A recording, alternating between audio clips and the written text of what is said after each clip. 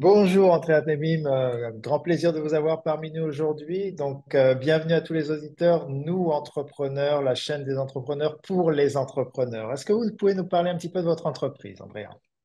Bonjour, bonjour Marcolia, enchantée également et ravie d'être là. Donc je suis Andrea Temim, je suis la fondatrice de Omise.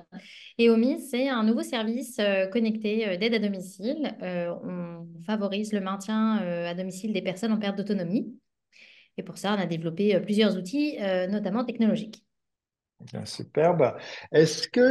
Alors souvent, le parcours entrepreneurial est un parcours semé d'embûches. Est-ce que tu peux nous parler un petit peu de ton parcours entrepreneurial et qu'est-ce qui a fait que tu as décidé de devenir entrepreneur? C'est une bonne question. J'ai fait une prépa, j'ai fait l'EM Lyon et c'est une école qui forme beaucoup les entrepreneurs. Il y a une matière, qui est d'ailleurs en première année, où tu crées ton premier projet entrepreneurial et c'est peut-être ça Ouais. qui m'a un peu donné envie de démarrer.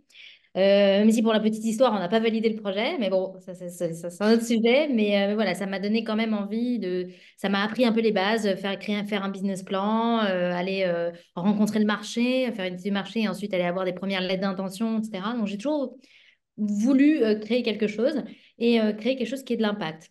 Bon, bref, j'ai fait mon école. Ensuite, je ne savais pas vraiment ce que je voulais faire, donc j'ai commencé dans le conseil conseil en industrie, dans le transport, enfin, voilà, aucun rapport. Et puis un jour, le partenaire me dit, parce que je lui dis, voilà, j'aimerais bien changer quand même, j'ai fait tout le tour de la SNCF, c'est sympa, mais j'aimerais bien changer. Il me dit, bah, écoute, il y a une opportunité pour le groupe Orpea Clinéa, si ça te dit, pour la mise en place d'un outil CRM. Donc, bon, un truc pas spécialement très fun, mais j'ai voulu y aller parce que voilà, c'était une nouvelle industrie, un nouveau secteur, un secteur qui m'intéressait. Et donc, du coup, voilà, je suis allée sur le terrain, j'ai vu un petit peu tout ce qui se passait, tout ce qui se faisait pour les personnes en perte d'autonomie, donc que ce soit les EHPAD, les résidences-services. Ils ont des cliniques, ils ont aussi des agents d'aide à domicile. Enfin, voilà, c'est un grand groupe. Et je me suis rendu compte, ça a fait un peu écho, en fait, à ce que j'avais vécu moi personnellement. Je me suis rendu compte que les difficultés que j'avais rencontrées, moi, pour le maintien à domicile de ma grand-mère, étaient en fait des difficultés qui étaient rencontrées par tout le monde. Et au-delà de ça, j'ai compris pourquoi est-ce que ces difficultés étaient rencontrées. Parce que le métier d'auxiliaire de vie est dévalorisé. Pourquoi est-ce qu'il est dévalorisé? Parce qu'elles sont payées au lance-père, parce qu'elles courent partout, parce qu'elles sont crevées, etc. Et je me suis dit, il y a quelque chose à faire. Et donc, en parallèle de cette mission, j'ai commencé à étudier un peu le marché, à faire mon petit business plan, à construire un projet. Et c'est de là qu'est né Omise. D'accord. Ta grand-mère était en perte d'autonomie et tu disais que tu as observé, tu as compris bon, les éléments sur le fait de ne pas être suffisamment payé, suffisamment rémunéré, et la difficulté du travail. Comment est-ce que la technologie fait face à ces problématiques?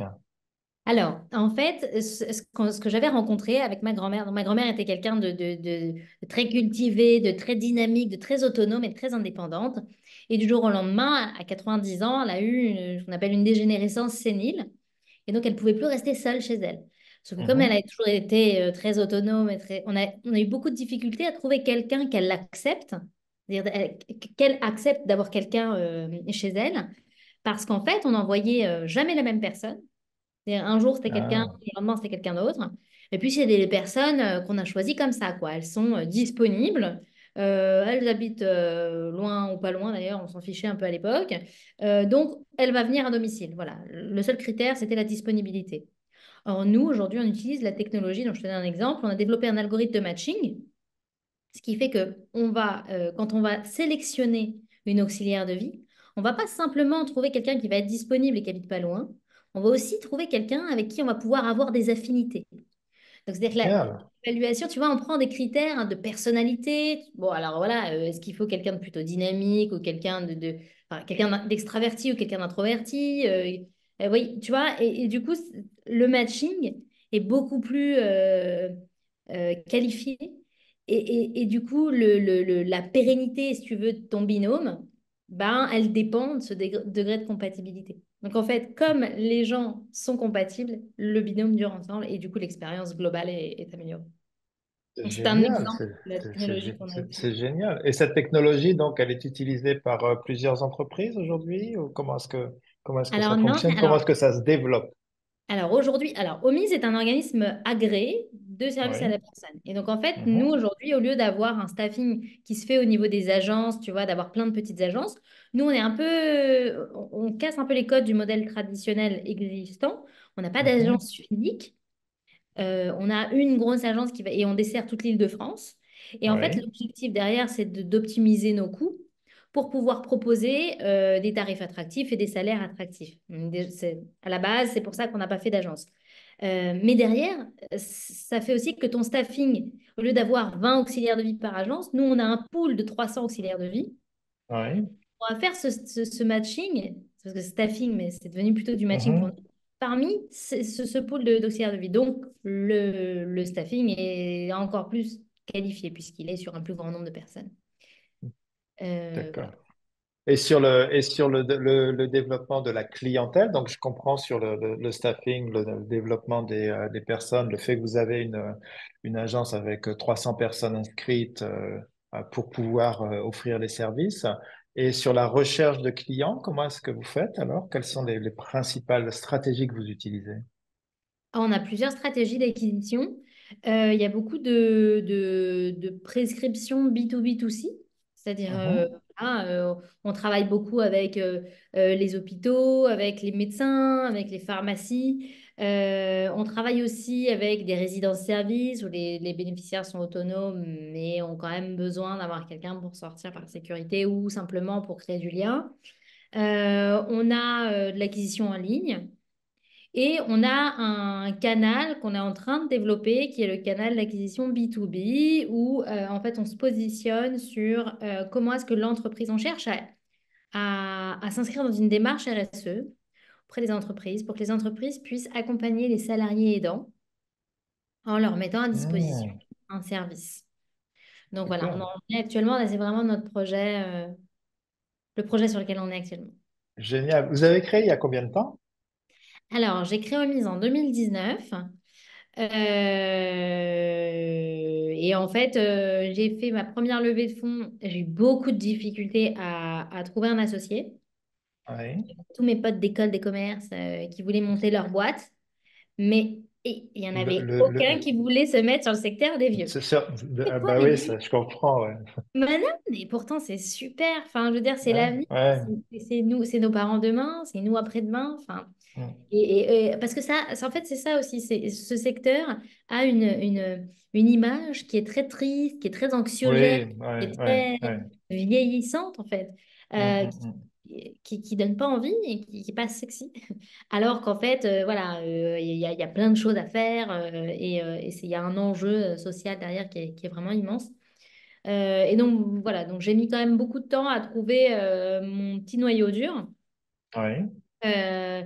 Euh, Par contre, voilà, une fois que j'ai levé des fonds, donc j'ai levé des fonds en septembre 2021, j'ai réussi à m'associer avec quelqu'un de super.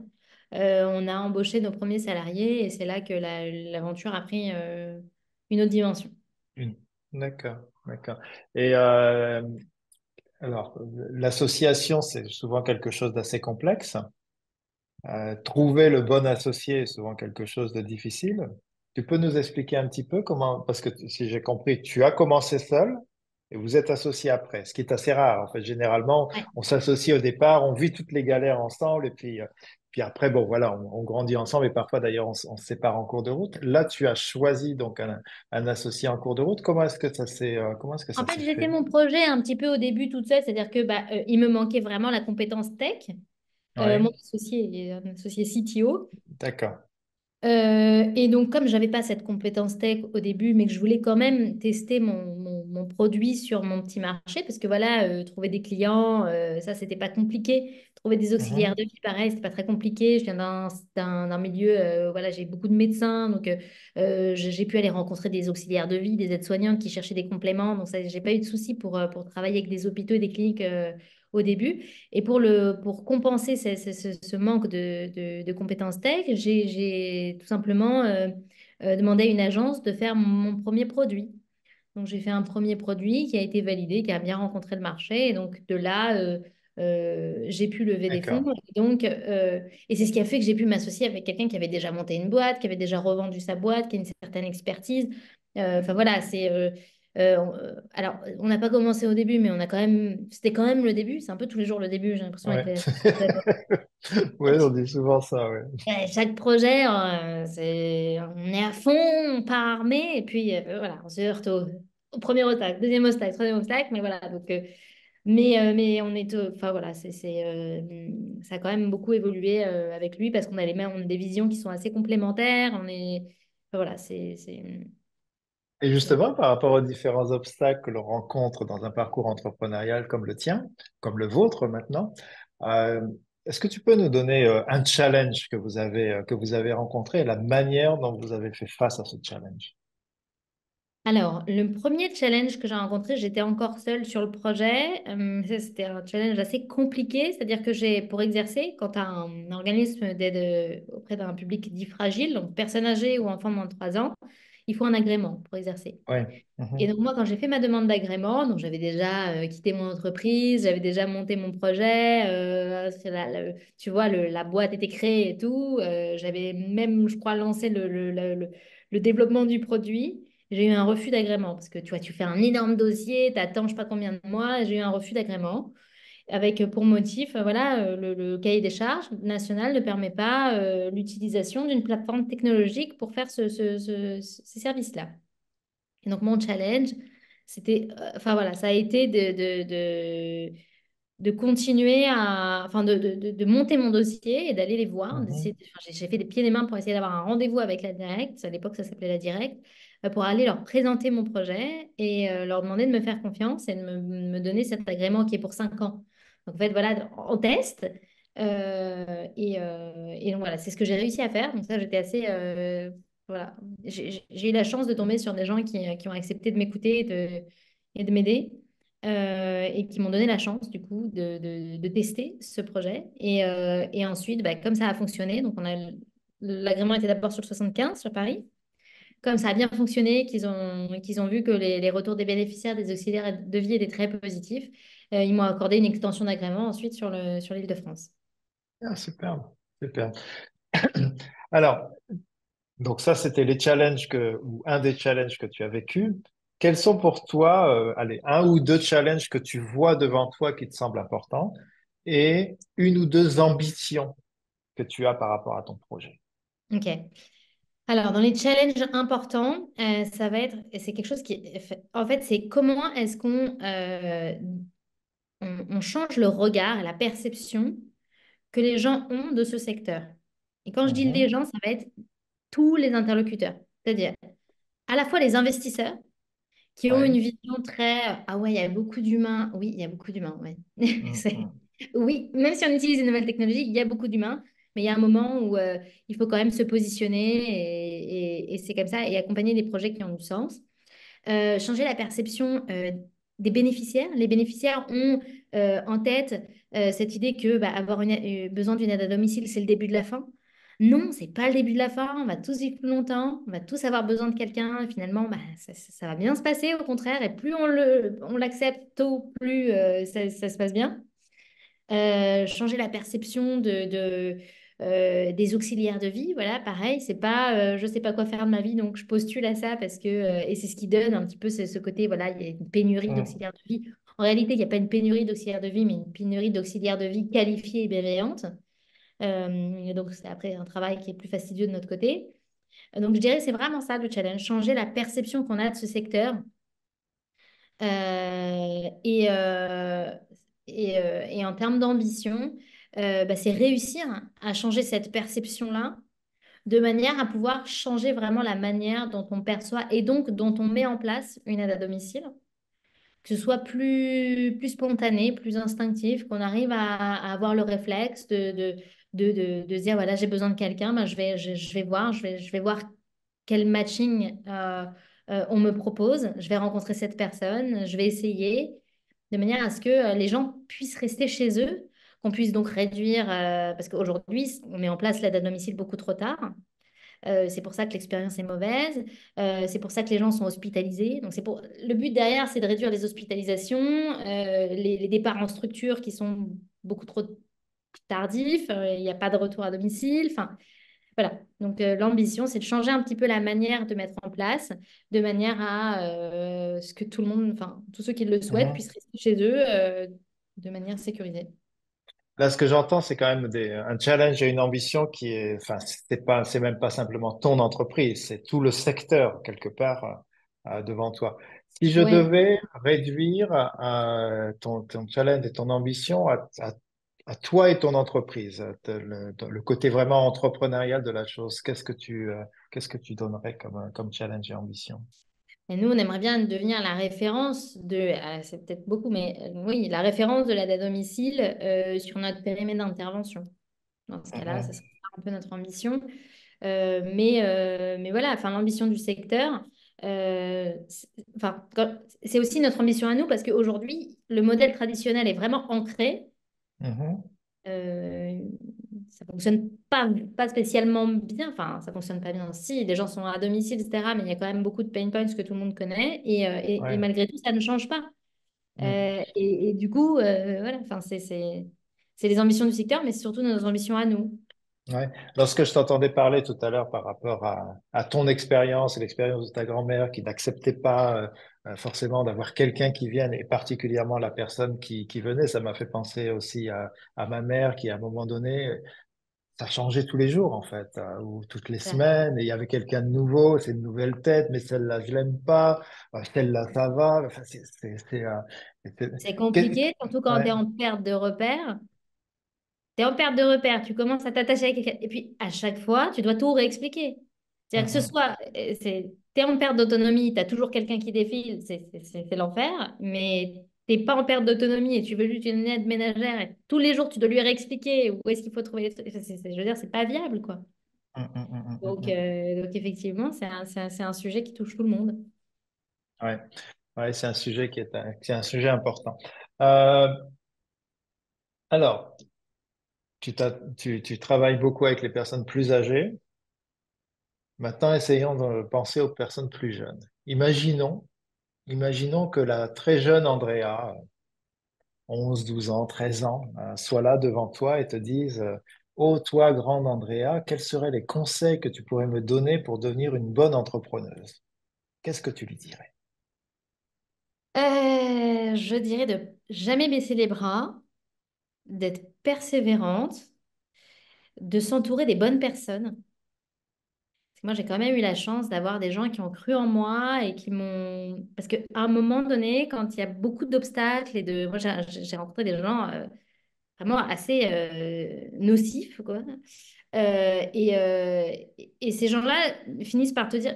Au final, à un moment, tu te dis, bon, soit j'arrête tout, parce que j'ai l'impression que tout fait que, bon, ben voilà, je vais pas le mettre en place, quoi. Hmm, Et heureusement, j'étais entourée par les bonnes personnes qui ont su quand même voilà, savoir m'aider à me remettre en question quand il le fallait, mais aussi savoir m'encourager et me pousser à continuer quand les feux n'étaient pas tous au vert, quoi. d'accord. Quels sont donc non, il y a une personne regarde ce podcast, cet échange. Euh, Qu'est-ce que les gens peuvent faire pour toi pour pouvoir t'aider? Puis j'ai peut-être une deuxième question qui est, j'entends l'algorithme, la centralisation, je trouve ça assez génial. Enfin, franchement, d'utiliser les algorithmes, je trouve ça top pour ce type de métier qui est un métier tellement important.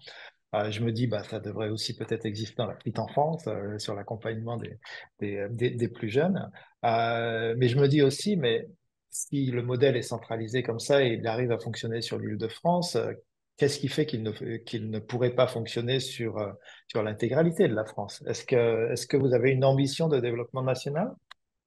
Alors oui, tout à fait. Nous, en fait, ce qu'il faut, c'est du monde, c'est des gens pour pouvoir accueillir les personnes, pour pouvoir recruter les auxiliaires de vie, pour pouvoir... Nous, on se déplace toujours à domicile. Malgré l'utilisation des nouvelles technologies, ben, on va quand même se déplacer à domicile, rencontrer nos bénéficiaires, faire les évaluations. Donc, on a besoin de monde. Donc, c'est possible. Ce qu'il nous faut, c'est de l'argent, en fait, pour pouvoir recruter des personnes et déployer notre stratégie sur les différents départements. Est-ce que vous envisagez aussi peut-être des déploiements sous d'autres formes, comme par exemple la franchise, les licences de Euh, marque, ou alors, pas? pour l'instant, non. Pour l'instant, le Non? modèle de franchise n'est pas quelque N'est chose. pas envisagé? Non. D'accord. Bon, après, Comment pourquoi est-ce que, plus tard, voilà, mais aujourd'hui, non, pas d'accord. spécial. Comment est-ce que les personnes qui nous écoutent peuvent être utiles à ta structure? Alors, en parlant de nous, en nous contactant, alors après, voilà, hein, enfin, nous, on a fait pas mal de partenariats avec plusieurs entreprises. Là, on développe un projet auprès des entreprises pour voir comment, enfin, on essaye de s'insérer dans une démarche RSE pour voir comment les entreprises peuvent prendre en charge l'accès aux services de leurs salariés aidants. Mhm. Donc voilà, si les gens sont intéressés ou veulent nous mettre en relation avec leur CSE, leur RH, parler de nous à leur entourage, ont des questions, veulent nous appeler, et ben, avec plaisir et on est dispo. Super. Merci beaucoup, Andrea. Merci pour ces partages. Merci. Très, très beau parcours et très, très beau projet. Merci beaucoup. Merci, Marc.